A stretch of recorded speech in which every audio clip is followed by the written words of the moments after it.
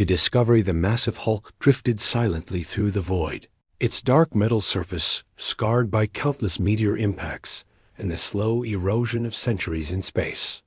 Commander Vex of the Galactic Council's exploration fleet stared at the readings. On his scanner, his 4 eyes widening with each passing second. "This cannot be right," he muttered, his scaled fingers dancing across the control panel. "The size readings are impossible." His first officer, Kira, moved closer to examine the data. Her blue skin seemed to pale as she read the measurements. "Sir, the vessel is 12 kilometers long. That's larger than our biggest battle stations." Vex felt a chill run down his spine. Ships of that size had not been seen in the galaxy for over 200 years. Not since the Great Purge had ended the human threat once and for all. Or so they had believed. "Run a full spectrum analysis," Vex ordered. "I want to know everything about that ship before we get any closer." The bridge crew worked in tense silence as their scanners probed the ancient vessel. The results came back piece by piece, each one more disturbing than the last. The hull composition matched human alloys. The reactor signature, though dormant, bore the distinctive patterns of human fusion technology. Most frightening of all, the ship's configuration matched the legendary human dreadnoughts that had once terrorized the galaxy. "Sir," Kira's voice was barely a whisper. "The computer confirms it. This is a human warship, a Titan-class dreadnought."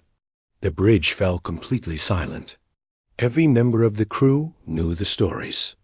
The humans had been the most feared warriors in the galaxy before their destruction. Their ships were said to be unstoppable, their weapons capable of cracking planets, their soldiers fighting with a savage determination that no other species could match. "How is this possible?" Vex asked. "We destroyed Earth. We hunted down every human colony. The species is extinct." "Perhaps this ship was lost before the final battle," suggested Kira. "It could have been drifting here since then." Vex studied the massive vessel on his screen. Despite its age and damage, something about it seemed ominous. The sleek lines of its hull spoke of a design philosophy focused purely on destruction. Weapon ports dotted its surface like the eyes of some ancient predator. "Life signs?" he asked. The scanner operator, a young Altrian named Rex, shook his head.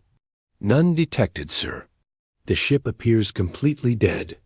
But as they watched, a faint light began to glow in one section of the massive vessel. Then another. Soon, a cascade of illumination was spreading along its hull like a waking giant opening its eyes. "The ship is powering up," Rex shouted, his voice cracking with fear. Alarms began blaring throughout the bridge as their sensors detected massive energy buildups within the human vessel. Weapon systems that had slept for centuries were coming online. The Dreadnought's engines ignited with a blue flame that could be seen even at their distance. "Shields up. All weapons ready," Vex commanded. "Send a priority message to the Council. Tell them we have found something impossible." The human ship completed its slow turn toward them, its weapons now fully charged and ready. But instead of firing, it simply waited. A communication request appeared on their screens. "They want to talk," Kira said, her voice filled with disbelief. Vex stared at the massive war machine that should not exist. Every instinct told him to flee, to jump to hyperspace and never look back. But his duty to the Council demanded answers. With a trembling finger, he accepted the communication. The main screen flickered, and suddenly they were looking into the bridge of the human ship. At its center stood a figure that made Vex's blood run cold. It was human, tall and broad-shouldered, wearing a uniform of deep blue and silver. His face was weathered, but his eyes burned with an intelligence that had survived centuries of sleep. "I am Captain James Brooks of the Human Defense Force ship Vengeance," the figure said, his voice carrying across space like the rumble of distant thunder. I believe we need to have a very long conversation about what has happened to my species. The fate of the galaxy had just shifted on its axis, and none of them knew it yet. The awakening Captain Brooks stepped forward on the bridge of the Vengeance, his boots echoing in the vast chamber. Behind him, holographic displays showed star charts that were centuries out of date. The alien commander on the screen seemed frozen with fear, his scaled face pale with shock. "You're supposed to be dead," Vex whispered, finding his voice at last. "All humans are dead. We made sure of that." Brooks tilted his head, studying the alien with cold curiosity. "Dead?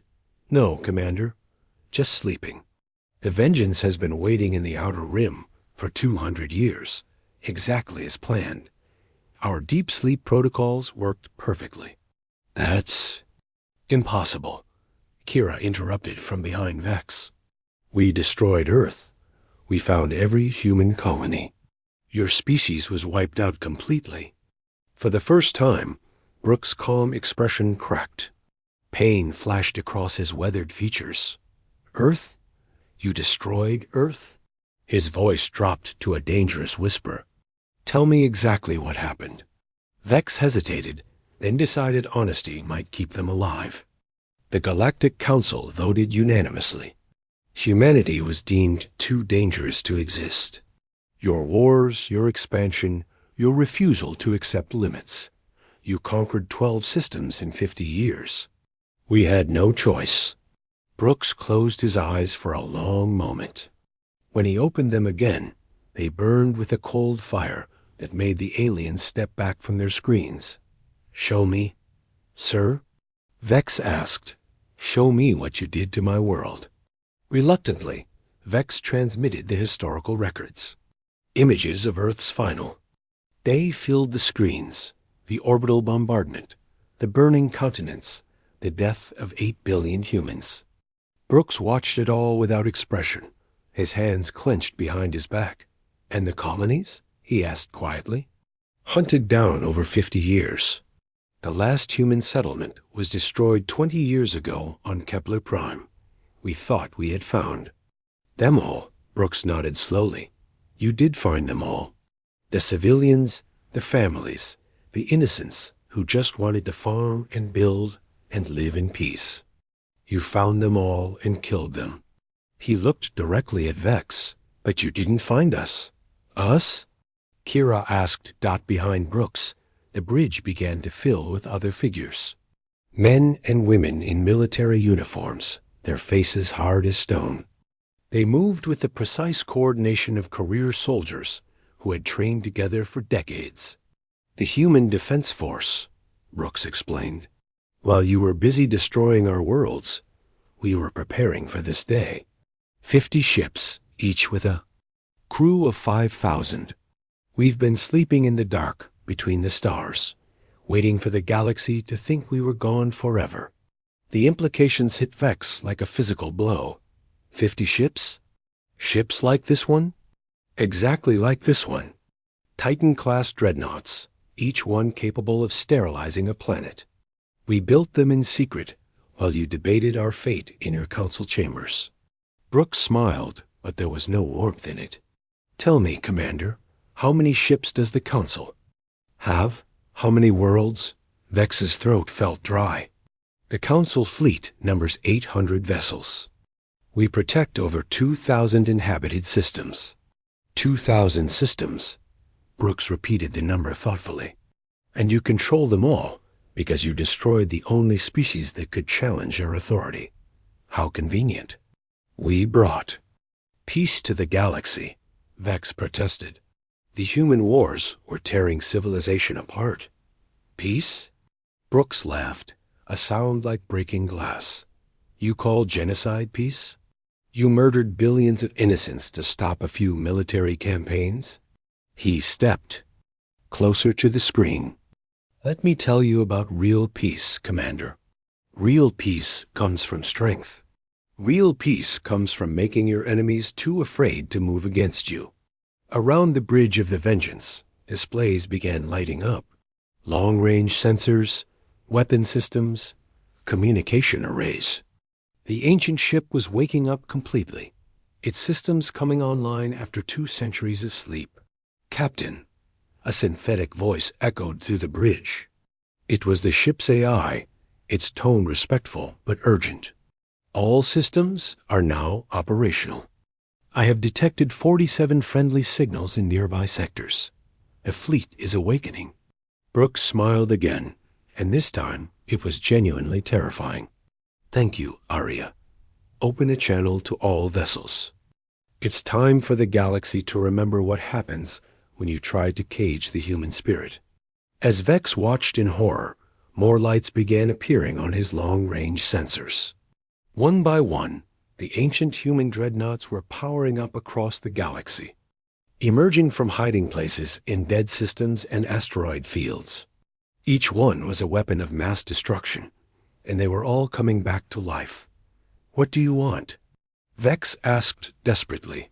Brooks looked at him with the patient expression of a teacher explaining something to a slow student.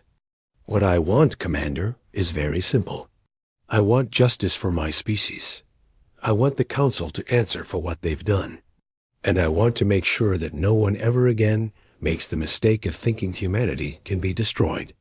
The communication ended, leaving Vex staring at a blank screen while alarms wailed throughout his ship. The revelation: 3 days had passed since the first contact with the human dreadnought. The Galactic Council chambers on Prime Station buzzed with urgent activity as representatives from 200 species gathered for an emergency session. High Chancellor Knox, a towering figure with silver skin and 6 arms, called for order. "The situation is worse than we feared," Knox announced, his voice carrying across the vast chamber. "Our scouts report 49 human vessels have now activated across the galaxy.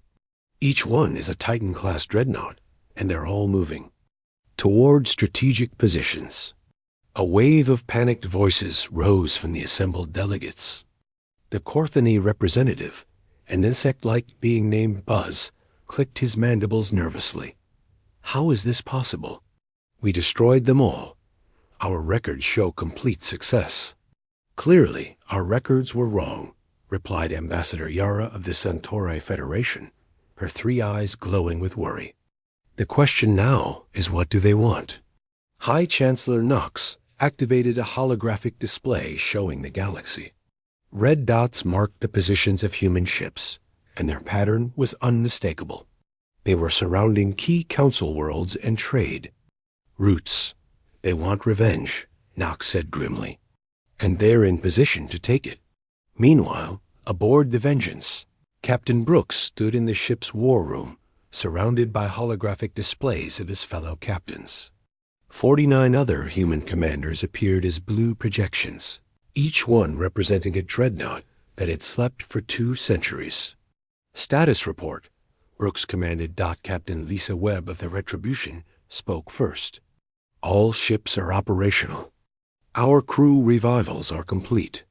250,000 of humanity's finest soldiers are ready for action. The Council fleet is mobilizing," added Captain Mike Torres from the Defiance. 800 ships moving to defensive positions around their core worlds. "They're scared," Brooks nodded.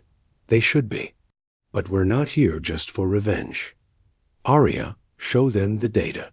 The ship's AI projected a complex star chart filled with shipping lanes, resource flows, and population centers. "Analysis complete. Captain, the Council's power structure is built on fear and economic control.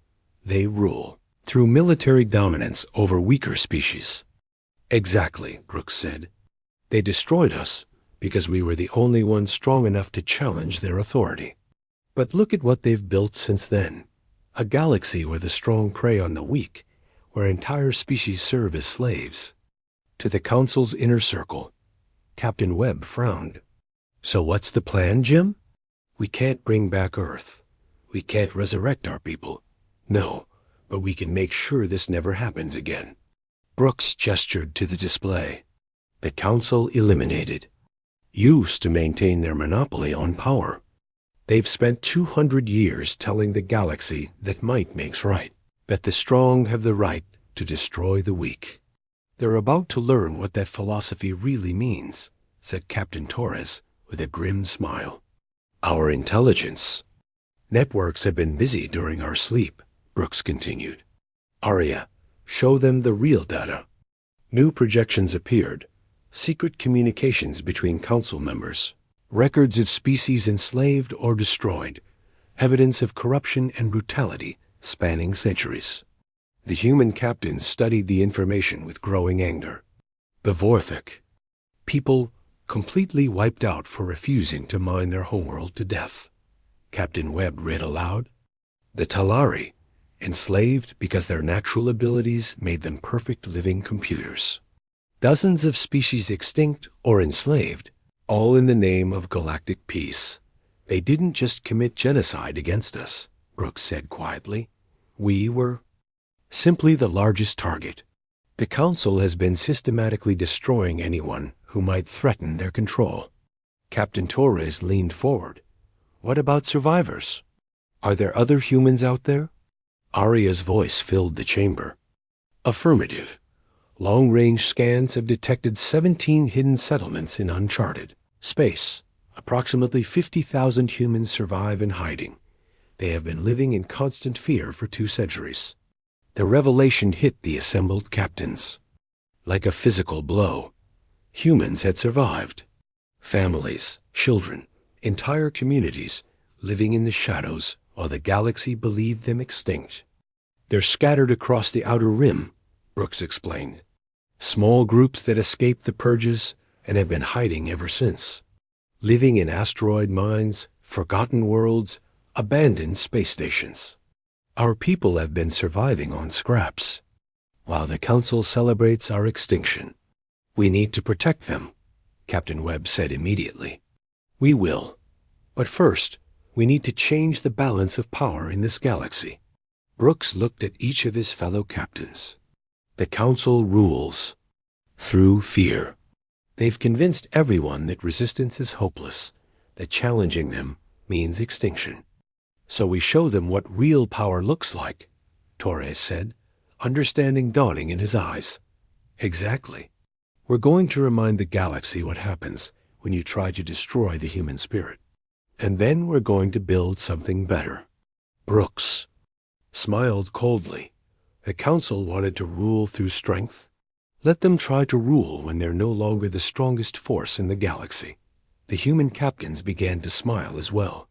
For 200 years, they had dreamed of this moment. Now it was time to wake up the galaxy and show them that humanity was far from extinct. All ships, prepare for Phase 1, Brooks commanded. It's time to introduce ourselves to our new neighbors. Across the galaxy, 50 human dreadnoughts began, moving toward their targets, each one carrying enough firepower to level a planet and crews who had nothing left to lose. Asterisk the Reckoning. The Council's main battle fleet assembled at Prime Station like a swarm of angry insects. 800 warships of various sizes and designs formed defensive formations around the massive space station that served as the galactic government's heart. High Chancellor Knox stood on the command bridge of the flagship Dominion, watching the tactical displays with growing unease. Status of the human vessels? He demanded. Admiral Kresh, a 4-armed military commander, checked his readings. 50 confirmed dreadnoughts, all maintaining position just outside our weapon range. They're not advancing, but they're not retreating either. What are they waiting for? Knox muttered. His question was answered when every communication channel in the system suddenly activated. Captain Brooks' image appeared on screens throughout the fleet and across Prime Station itself. His voice reached millions of beings as he began to speak. People of the galaxy, Brooks said calmly, for 200 years you have lived under the rule of the Galactic Council. You have been told that this rule brings peace and order. Today you will learn the truth. Knox frantically tried to cut the transmission, but the human technology was somehow overriding all their systems. The signal was being broadcast across every inhabited world in Council space. The Council did not bring peace, Brooks continued. They brought fear. They destroyed my species not because we were evil, but because we were strong enough to resist their tyranny. And we were not the first. Images began appearing alongside Brooks' transmission, the classified records that Arya had gathered. Evidence of the Council's crimes spanning centuries. Entire species wiped out for resisting exploitation. Worlds stripped bare to feed the Council's war machine. Billions enslaved or murdered. On Prime Station, panic was spreading as citizens watched the revelations unfold. The truth that had been hidden for so long was finally coming to light. "He's lying," Knox shouted into his communicator, trying to reach the population. "These are fabricated records, human propaganda." But the evidence was overwhelming. Documents bearing the Council's own seals, video records from their own archives, testimonies from survivors. The galaxy was seeing 200 years of systematic oppression laid bare. "You have two choices," Brooks said, his image now showing the assembled human fleet in the background. "You can continue to serve a government built on genocide and fear, or you can choose freedom." Admiral Kresh turned to Knox with desperation in his multiple eyes. "Sir, we have to attack now. If this transmission continues, we'll lose control of every system in the galaxy." "All ships, advance and engage," Knox commanded. "Destroy those human vessels before they can spread more lies." The Council fleet began moving forward, their weapons charging for battle. But as they advanced, something unexpected happened. Ships from the outer formations began breaking away, refusing to fight. "This is Captain Zara of the Altarian cruiser Freedom," came a transmission from one of the departing vessels. "We will not fire on those who speak the truth. Our people deserve better than this." More ships began leaving the formation. Captains from dozens of species that had suffered under Council rule were choosing sides, and many were not choosing. "The Council. Cowards?" Knox screamed. All loyal ships opened fire. The remaining 400 Council vessels unleashed a massive barrage at the human dreadnoughts. Energy beams and missiles filled the space between the fleets like a deadly light. Show. But the human ships were ready. Advanced shield systems absorbed the incoming fire, while the dreadnoughts returned fire with weapons that had been designed specifically to fight multiple opponents. Each human ship was a fortress, built to survive and dish out punishment on a massive scale. The first Council ship to die was a heavy cruiser that took a direct hit from the Vengeance's main cannon. The energy beam punched through its shields and hull like they were made of paper, leaving nothing but debris. "Impossible!" Admiral Kresh gasped. "Our intelligence said human weapons were equal to ours." "Your intelligence was wrong," came Brooks' voice over the battle communications. "We had 200 years to think about this fight. Every system on these ships was designed with one goal, to make sure we could never be destroyed again." The battle became a massacre. The human dreadnoughts moved through the Council formation like sharks among minnows. Their weapons were more powerful, their shields stronger, their tactics superior. Centuries of military planning had created the perfect war machines, but the real shock came when new contacts appeared on the sensors. Ships were jumping into the system from hyperspace, but they weren't reinforcements for the Council. They were vessels from the oppressed species, coming to join the fight for freedom. "This is Admiral Yuki of the Free Centauri Fleet," came a transmission. "We stand with humanity against the tyrants." More fleets arrived, Vorthic survivors who had been thought extinct, Talari rebels who had broken free from slavery, dozens of species that had been crushed under the Council's boot. They had been waiting for someone strong enough to challenge the established order, and now they had found their champions. The tide of battle turned completely. Caught between the human dreadnoughts and the rebel fleets, the Council forces found themselves outnumbered and outgunned. Ship after ship was destroyed or surrendered as the symbol of galactic oppression crumbled. High Chancellor Knox watched his empire collapse around him as his flagship systems failed under human fire. In the end, he had only one choice left. "This is High Chancellor Knox," he broadcast on all frequencies. "The Galactic Council ... surrenders." The shooting stopped, leaving only the burning wreckage of the old order floating in space. Asterisk the new order. 6 months after the Battle of Prime Station, the galaxy was a very different place. Captain Brooks stood on the observation deck of the newly constructed Unity Station, watching as ships from hundreds of species moved peacefully through the busy space lanes. A massive station, built where Prime Station once stood, served as the headquarters of the Galactic Federation, a government built on cooperation rather than fear. "The morning reports, Captain," said Commander Lisa Webb, approaching with a data pad. She had been promoted to serve as Brooks' aide in the new governance structure. Brooks took the pad and smiled as he read the updates. "The Talari homeworld has been fully restored to their people. The Vorthic colonies are showing excellent population growth. Trade agreements signed between 12 new species partnerships." "It's hard to believe how much has changed," Webb observed. 6 months ago, most of these species were either enslaved or hiding in fear.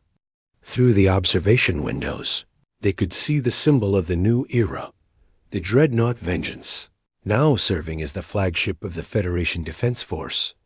Its weapons had been modified for peacekeeping rather than destruction. But everyone in the galaxy knew the power it represented. "Any word from the human settlements?" Brooks asked. "All 17 communities have been contacted and offered full Federation citizenship," Webb reported. "Most are choosing to stay where they are. But they're no longer hiding. The settlement on Kepler 7 has even started a new university." Brooks nodded with satisfaction. The scattered human survivors were finally free to live openly again. Children who had grown up in hiding could now see the stars without fear. "What about the Council leadership?" "High Chancellor Knox and his inner circle are in custody, awaiting trial for crimes against sentient life. The Federation Court will handle their cases according to the new legal framework we've established." The new Federation was nothing like the old Council. Instead of a ruling elite making decisions for everyone else, each member species had equal representation. Decisions were made through debate and consensus rather than force. Most importantly, the Federation's military existed to protect member worlds, not to conquer new ones. Admiral Torres appeared on the observation deck, his uniform bearing the S. New Federation insignia. "Captain, we've received a request from the Outer Rim territories. 3 more species want to join the Federation." "Species that were hiding from the Council?" Brooks asked. "Yes, sir. Apparently, there are dozens of civilizations that went into isolation rather than submit to Council rule. Now that word is spreading about the Federation's principles. They're coming out of hiding." Brooks felt a deep sense of satisfaction. The galaxy was healing itself, species by species, world by world. The Federation fleet now numbered over 2,000 ships, but unlike the old Council Armada, these vessels belonged to their member species rather than a central authority. "Sir," Webb said quietly, "there's something else. We've received a transmission from deep space. It's from Earth." Brooks turned sharply. "Earth? That's impossible. The planet was destroyed." "Not the planet, sir.